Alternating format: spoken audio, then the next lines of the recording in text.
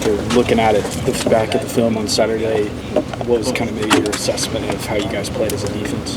I think first half we came out like with a lot of intensity, a lot of passion, and ready to go. And then it kind of just like changed. Second half, like I feel like we didn't have that same fire.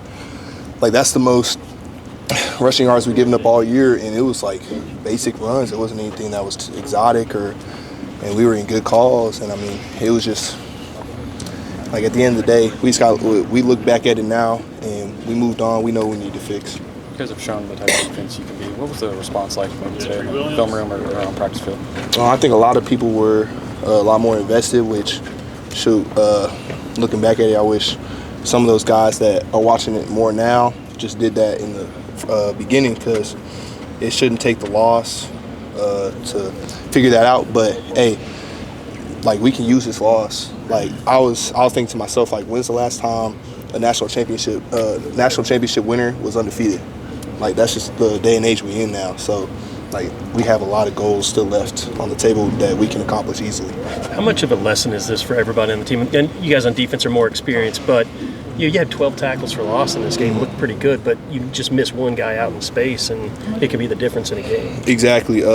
So we've made a big emphasis to focus on our tackling and gap integrity this week, most importantly.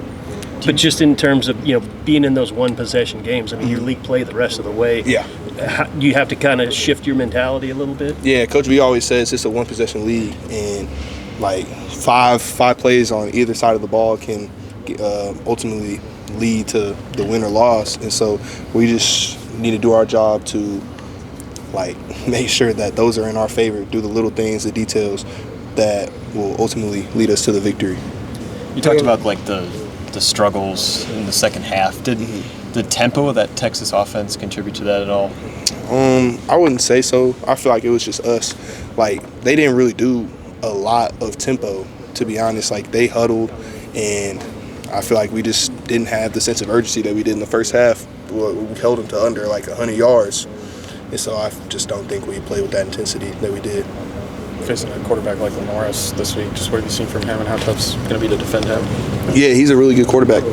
Like he had all the preseason praise and stuff, and we know he's capable of. And I think we got the right pieces, right game plan to really rattle him after watching some of the games. And they're honestly a really good team. Like we played them last year. It's not a revenge game by any means, but it's just another game on our schedule, and we're trying to go 1-0 on the week.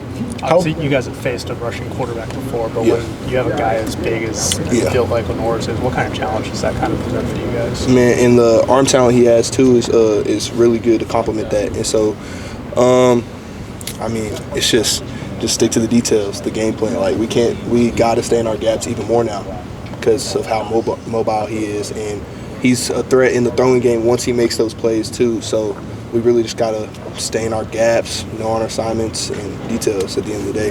How helpful is it that you guys just played Arch Manning, a bigger quarterback that can run, and now playing a guy like Sellers? It exposed us. There was a couple times where we were in a man car or whatever it was, and he got outside the pocket, extended the plays. And so against a guy like Lenoris, who can maybe like he started all last year, so he has that confidence built up to launch it 60 yards down the field instead. And so, I mean, it exposed us in a good way. How much does Eli look like he's close to 100% after seeing him against that? Yeah, he played almost the whole game, and he said that foot felt fine. So he had the aches and stuff, obviously, from tackling and all that. But I think he is in a very good space physically, and I think he's pretty healthy. Peyton, for you specifically, where do you think you need to improve after that game? I could work on my reading, run, and pass keys of the offensive tackle. I feel like I was way too hesitant with how much they have deep passing routes and play action and stuff that I was like a little late in some run fits. And then I could say my tackling as well. Those are two areas that I'm really trying to focus on this week. Hey, Peyton, what was kind of the message at halftime from Coach V? Well, I mean, there wasn't really too much of a message. We were just watching the plays that we let up in the first half, and so I mean, we were like, there wasn't really too much to say. We let up a big run and some other little things, and we're like, we need to keep the pedal on hold on, my bad, trying to think of it, pedal to the metal, yeah, and just keep going, like 0-0 mindset. And he honestly said, like today, like we came into that locker room like we were down or something, and I don't know what it was, but I felt that. Do you think maybe the interception before halftime maybe started some of that, maybe? Well, I mean, yeah, like I don't think that's the main thing. I feel like we should be able to brush that off for sure. If we let that kind of play depict our emotions when it didn't do like anything, it did, like it took off points a little bit, but I mean, like at the end of the day, we still went up in the half. So I mean, like you live and you learn, and so I feel like we should have. If that was a reason, we can't let that happen again. What's it been like in the locker room towards John Mateer? I mean, a guy that really pushed hard to get back for this game and to kind of take it on himself, the disappointment of it. Have you guys tried to lift him up at all? Yeah, like he knows that it's all love. Like we're always there for him because at the end of the day, no one played their best game and a lot of people played their worst game. And so it's not just on him, it's a group effort because at the defensively, if we don't let them score again after the first half, we win the game. And so I think as much as people say it's on him, it's on defense as well. You guys are kind of entering the heart of this SEC gauntlet. Yeah. What's the message in the locker room of, you're coming off a loss like this, but you got to move on for the next week? Yeah, one week at a time, 1-0 mindset. We can't let this loss depict our season.